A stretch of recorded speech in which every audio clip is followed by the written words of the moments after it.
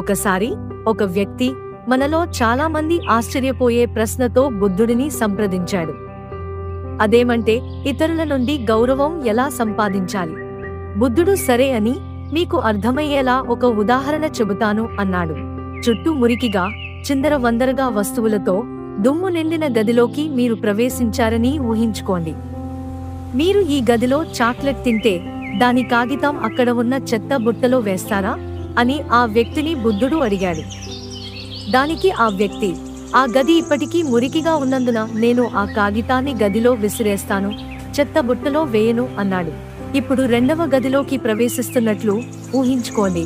అది చక్కగా మరియు శుభ్రంగా, ప్రతిదీ అందంగా అమర్చబడి ఉంది.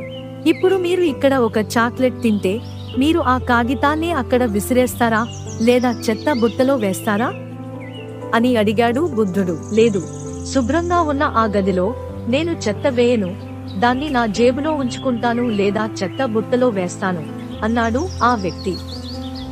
బుద్ధుడు నవ్వి, గది యొక్క స్థితి మీ ప్రవర్తనను ప్రభావితం చేసినట్లే వ్యక్తులకు కూడా ఇది వర్తిస్తుంది. శారీరకంగా మరియు మానసికంగా మీ ప్రవర్తన మంచిగా ఉన్నప్పుడు ఇతరులు మిమ్మల్ని గౌరవిస్తారు మరియు విలువైన వారుగా భావిస్తారు. కానీ మీ ప్రవర్తన అసహ్యకరమైనది అయితే అది ప్రజలను మీకు దూరంగా నెట్టివేస్తుంది అని వివరించాడు. తన ప్రశ్నకు సమాధానం దొరికిన వ్యక్తి బుద్ధునికి నమస్కరించాడు. గౌరవం స్వీయ క్రమశిక్షణతో మొదలవుతుంది. అంతర్గత మరియు బాహ్య ఆచరణ ద్వారా వ్యక్తం అవుతుంది. ఇతరులు మిమ్మల్ని ఎలా గౌరవిస్తారో అనేది మీ ప్రవర్తన నిర్ణయిస్తుంది. ఈ కథ మీకు స్ఫూర్తినిచ్చిందా? మీ ఆలోచనలను మాకు కమెంట్స్ ద్వారా తెలియజేయండి. మరిన్ని స్ఫూర్తిదాయకమైన స్టోరీస్ కోసం లైక్ చేయండి, షేర్ చేయండి మరియు సబ్స్క్రైబ్ చేయండి.